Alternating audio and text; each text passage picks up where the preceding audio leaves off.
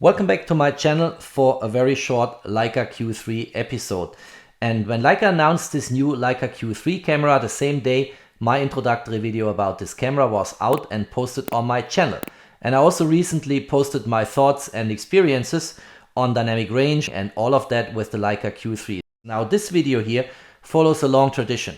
Whenever a new Leica camera comes to market, I want to find out how good is this camera when I shoot cityscapes at night and in general at night photography. And I, for instance, looked in detail into the Leica M11 sensor when the Leica M11 came out, and also this video I'm happy to post down below in the info box. And in this video now I will go to one of my favorite shooting locations in Zurich and take photos of Zurich at night with the Leica Q3.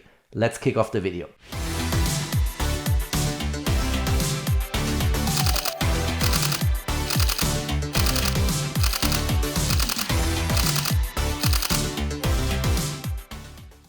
The Leica Q3 has a new backside illuminated 60 megapixel sensor, and in my humble opinion, very likely it's a very close relative of the Leica M11 sensor. And with the Leica M11, I always, when I went out at night, was able to capture fantastic photos. And of course now the Leica Q3 has to prove itself. So we'll go to one of my favorite shooting locations. I show a little clip in a moment. I'll take several exposures at night over Zurich city. It's unfortunately a hazy day today, so the images will not be as breathtaking as I hoped for, but they will at least prove the concept and the idea that the new Leica Q3 sensor is at least as capable for cityscapes at night as the Leica M11.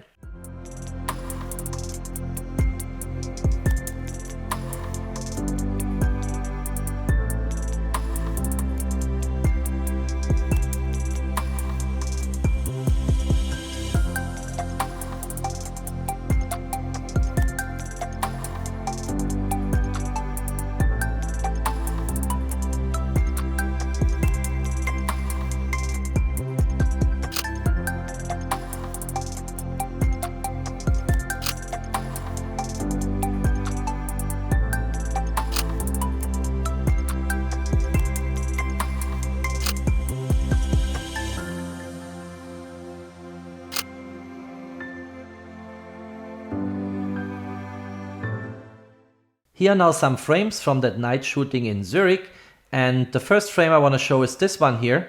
I would call this the light blue hour. This was still comparably early in the evening, but you already see the city lights nicely in Zurich. And it's a single frame, 15 seconds, stopped down to f8.0, and ISO was 50, so the lowest ISO value you can get on the Leica Q3. And if I crop in here by 100%, this is a very clean, clear, sharp, crisp image.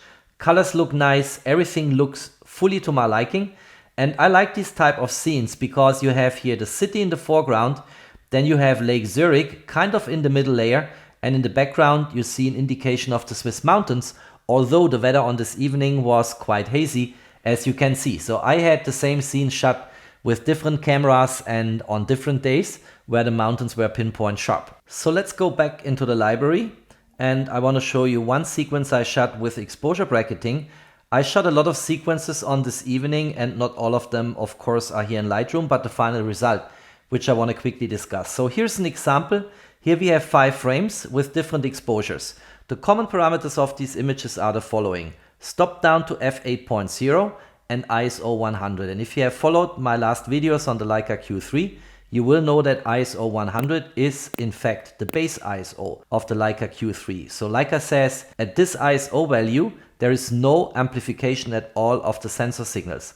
So that means you should get the cleanest exposures. I underexposed these 5 images because I wanted to be really careful on the highlights in the city, and you can later stack them in Lightroom. For the first frame here, I did shoot with 48 seconds, then I went down to 24 seconds, 12 seconds, 6 seconds, and 3 seconds. So these 5 images are always one full stop apart from each other in terms of exposure time.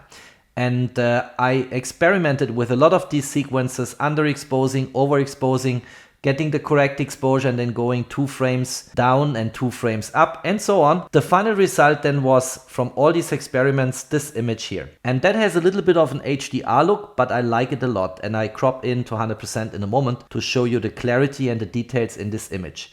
So when do I use exposure bracketing? There are 2 typical situations. One situation is if I have very different lighting conditions in the same scene, and then with exposure bracketing, I can bring out the details in the shadows and can control my highlights. And the second situation typically is if I have hazy weather conditions. And it didn't bring back the mountains like I would see them on a clear day, but you see them nicely indicated here.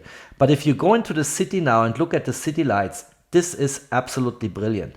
Look how sharp this image is. Look here at these umbrellas in the middle of the scene, or look at the fence. What I also did in this image compared to the first frame, the single image I showed to you, I moved the tripod a little bit to the right hand side so that this building here, which you still see in the lower left hand side corner, is no longer so dominant. And I think this is a really good image. And again, if you look into that, you have so many details in this image. I think this is proof of evidence that the Leica Q3 sensor is at least as capable for night photography and cityscapes as the sensor in the Leica M11.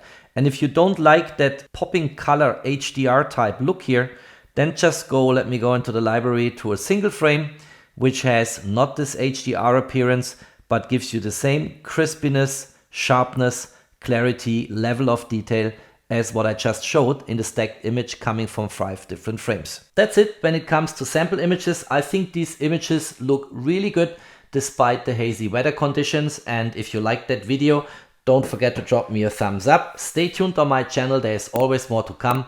Thanks for watching, stay safe and healthy, and of course, peace out.